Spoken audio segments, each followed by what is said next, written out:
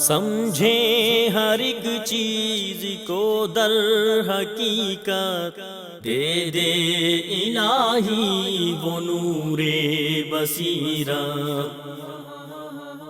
الحمدللہ وحدہ والصلاة والسلام علی من لا نبی بعدہ، اما بعد فاعوذ باللہ من الشیطان الرجیم، بسم اللہ الرحمن الرحیم۔ فإن مع العسر یسرا، ان مع العسر یسرا۔ محترم ناظرین، السلام علیکم ورحمۃ اللہ۔ سورۃ الانشراح کی 2 آیات مبارکہ میں نے آپ کی خدمت میں پیش کی ہیں، ان کی تلاوت کی ہے، ان کا ترجمہ سماعت فرما لیں، پھر ان آیات کو سیاق و سباق کی روشنی میں ہم سمجھنے کی کوشش کرتے ہیں۔ فَإِنَّ مَعَ الْعُسْرِ يُسْرًا، إِنَّ مَعَ الْعُسْرِ يُسْرًا، پس بے شک تنگی کے ساتھ آسانی ہے، یقیناً تنگی کے ساتھ آسانی ہے۔ یہ سورۃ الانشراح کی 2 آیات ہیں، سورۃ الضحیٰ اور سورۃ الانشراح۔ ان دونوں صورتوں میں ان انعامات کا ذکر ہے جو اللہ تعالیٰ نے پیارے نبی کریم صلی اللہ علیہ وآلہ وسلم پر کیے۔ اللہ تعالیٰ نے آپ صلی اللہ علیہ وآلہ وسلم کو یتیم پا کر جگہ دی، تربیت کا اہتمام کیا، اسباب و وسائل مہیا کیے، اس کا ذکر ہے۔ پھر پیارے نبی کریم صلی اللہ علیہ وسلم سے یہ وعدہ کہ آپ کو اتنی نعمتیں اللہ تعالیٰ عطا کرے گا کہ آپ صلی اللہ علیہ وسلم راضی ہو جائیں گے، یہ سورۃ الضحیٰ میں وعدہ موجود ہے۔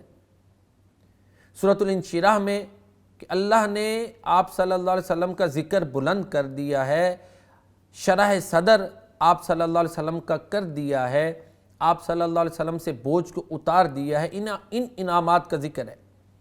تو ان انعامات کو ذکر کرنے کے ساتھ پھر اللہ تعالیٰ فرماتے ہیں فَإِنَّ مَعَ الْعُسْرِ يُسْرًا، إِنَّ مَعَ الْعُسْرِ يُسْرًا، یقیناً تنگی کے ساتھ آسانی ہے، بلا شبہ تنگی کے ساتھ آسانی ہے۔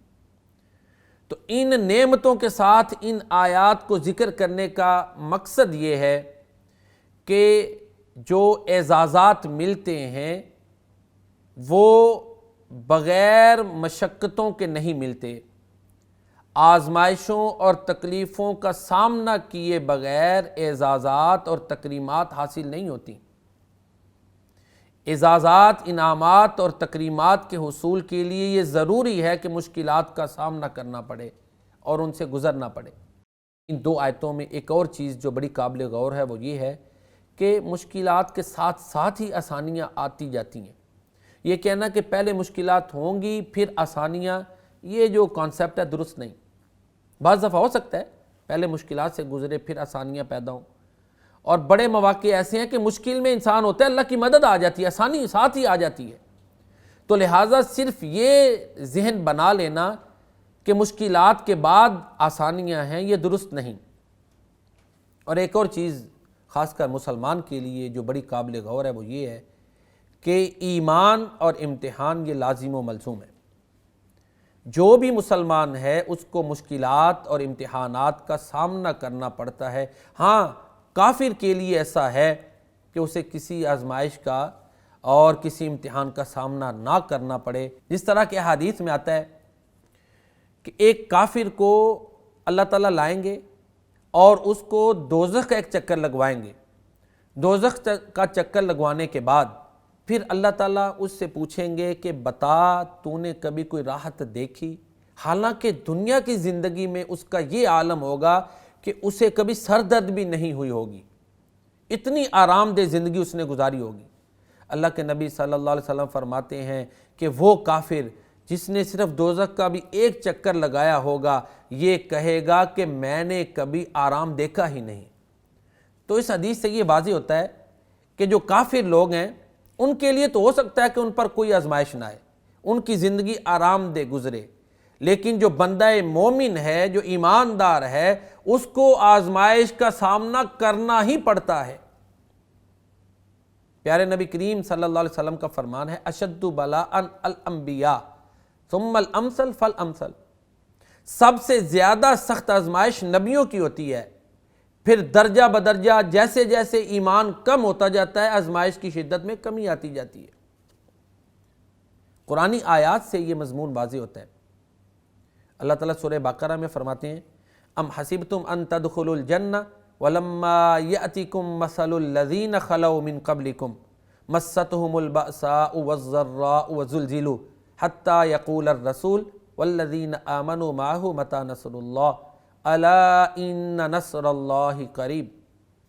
کیا تم نے یہ سمجھ رکھا ہے کہ تم جنت میں داخل ہو جاؤ گے، حالانکہ تم پر ویسے حالات نہیں آئے جیسے ان لوگوں پر آئے تھے جو تم سے پہلے تھے۔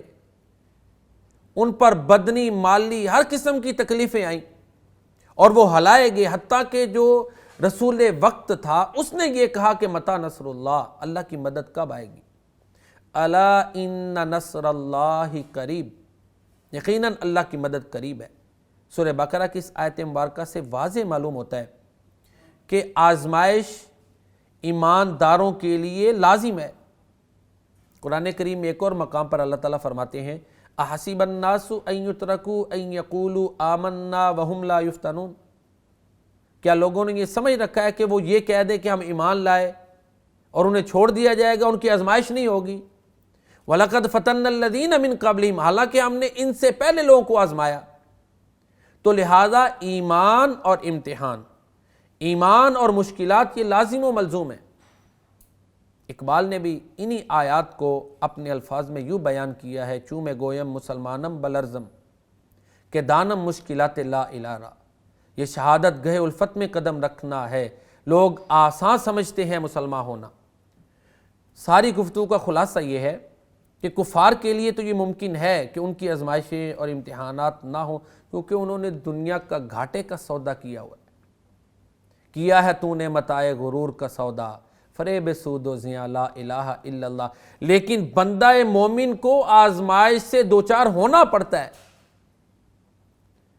جتنا اس کا ایمان زیادہ ہے ویسے ہی اس کو آزمائش کا سامنا کرنا پڑتا ہے۔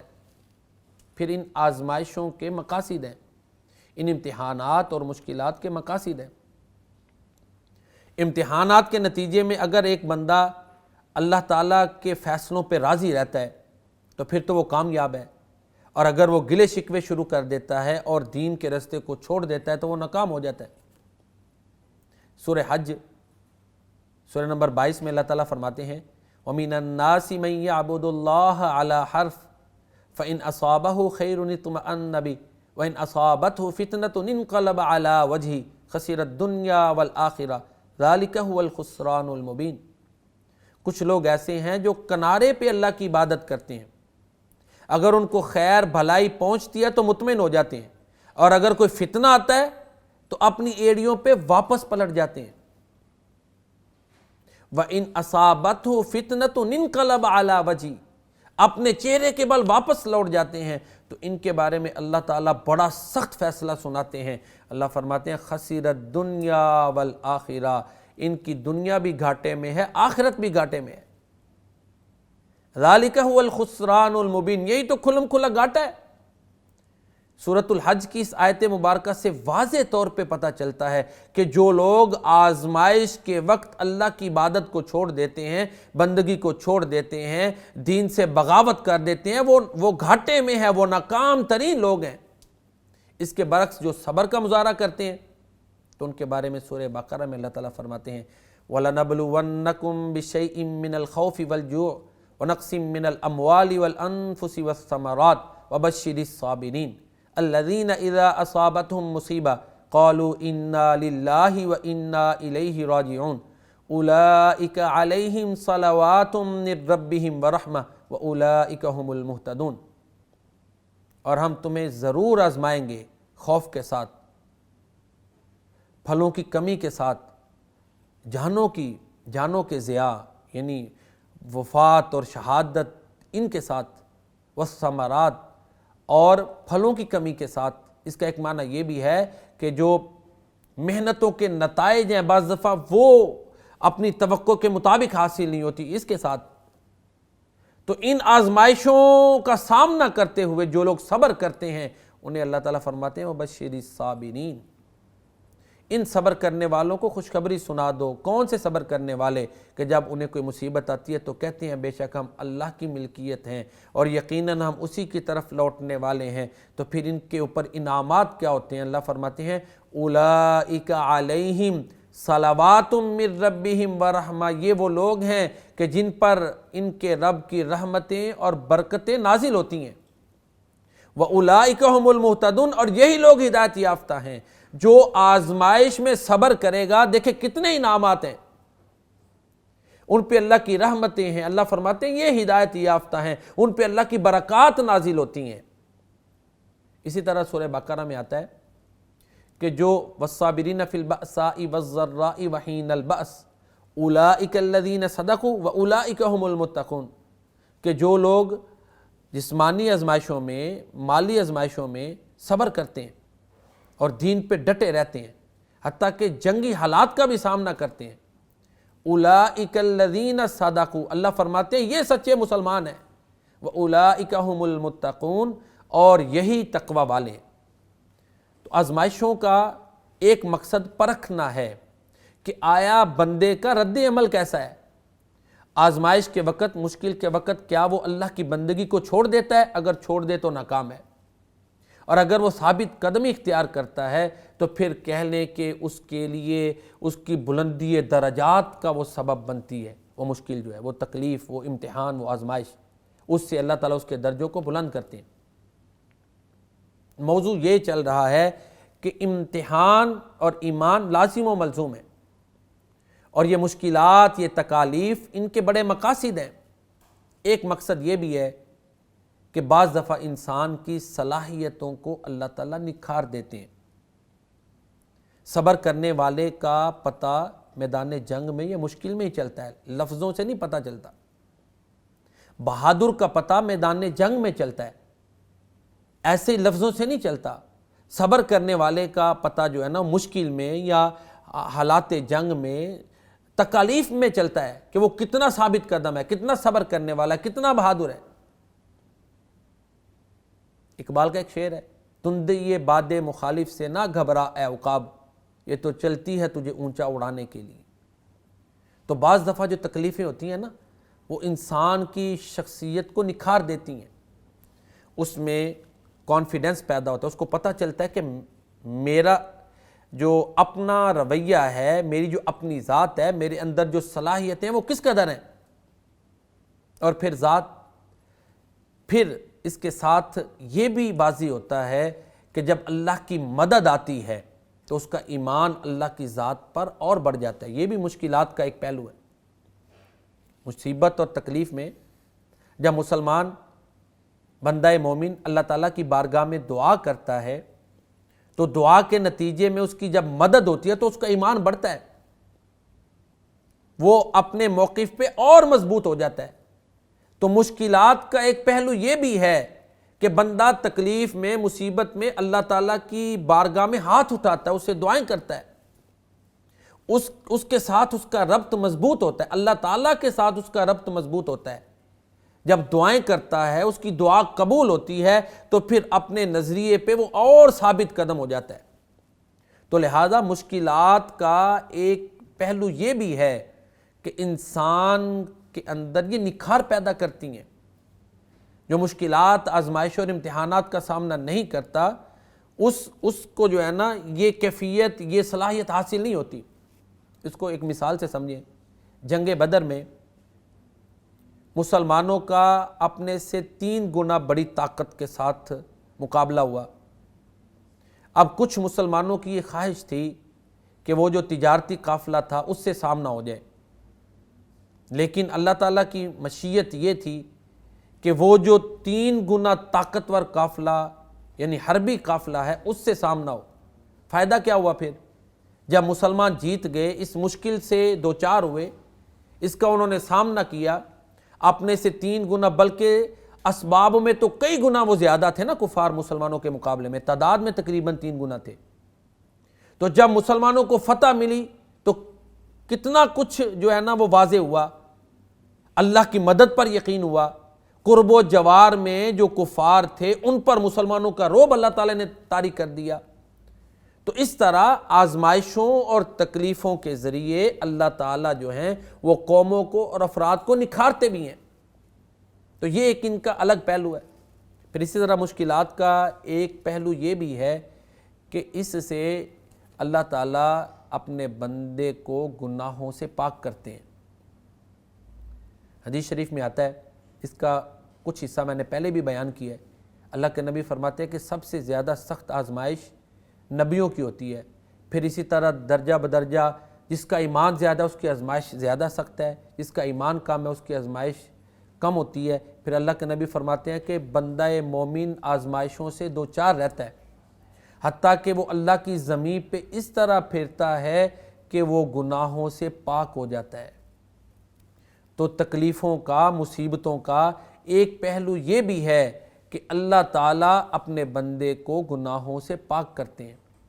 تو لہٰذا کسی کو مصیبت میں دیکھ کر، پریشانی میں دیکھ کر فوراً یہ نہ کہیں کہ یہ بڑا بدبخت ہے.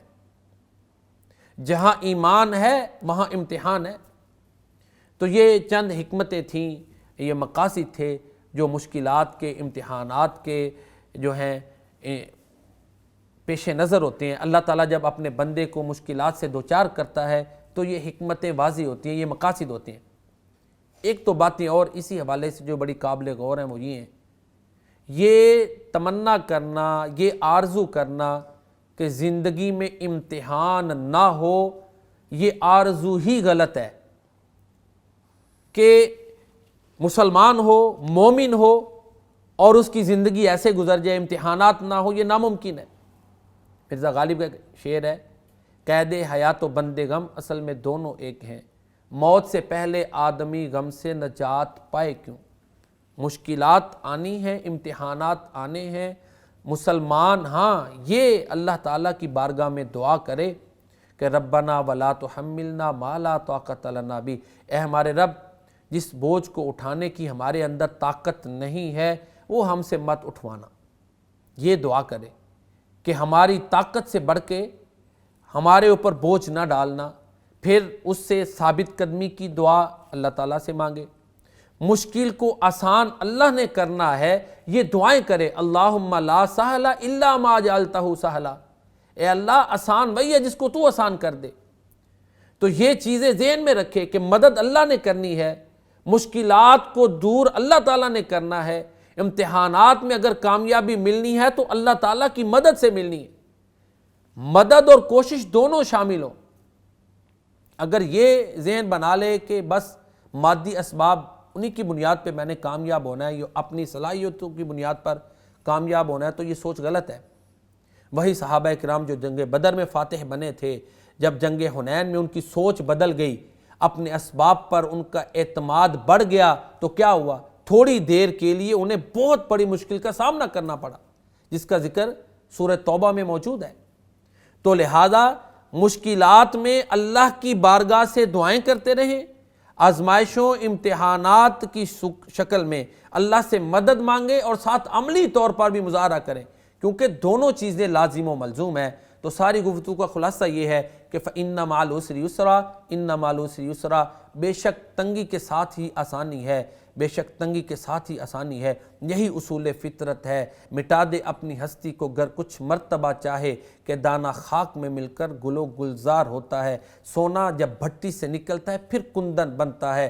آزمائشیں آتی ہیں زندگی، کوئی بھی بندہ ایسا نہیں کہ جس کی زندگی ایسی ہو، خاص کر مسلمان جو آزمائشوں اور مشکلات سے مبرہ ہو، اس کو سامنا کرنا پڑتا ہے. لیکن ان حالات میں اللہ سے یہ دعائیں کرتے رہنا کہ یا اللہ ہماری طاقت سے بڑھ کر ہمارے اوپر بوجھ نہ ڈالنا، ایسی آزمائشیں نہ ڈالنا. ساتھ جو ہے ثابت قدمی کا مظاہرہ کرنا، اور خیالی دنیا سے کہ بس ہر لحاظ سے مادی دنیا پرسکون ہو، ایسا نہیں ہو سکتا. کیونکہ بندہ مومن کے لیے اللہ نے دنیا کو اور آخرت دونوں کو بہتر بنانا ہے.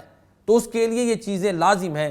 جس طرح کی حدیث میں اللہ کے نبی صلی اللہ علیہ وسلم آتا ہے کہ بہترین دعا قرار دیا کہ ہمارے رب ہمیں دنیا میں بھی بھلائی عطا فرما اور آخرت میں بھی بھلائی عطا فرما، ہمیں آگ کے عذاب سے بچا. اللہ رب العزت کی بارگاہ میں دعا ہے کہ اللہ تعالی ہمیں دنیا اور آخرت دونوں میں بھلائیاں، حسنہ اور خیر عطا فرمائے، اور ہمیں فتنوں، آزمائشوں اور امتحانات سے بچا کر اگر کوئی سامنے آئے تو ان میں اللہ تعالیٰ کامیابی عطا فرماتے ہوئے ہمیں کامیابی سے ہمکنار فرمائے۔ وما علینا الا البلاغ المبین۔ سمجھیں ہر ایک چیز کو در حقیقت، دے دے الہی وہ نور بصیرت۔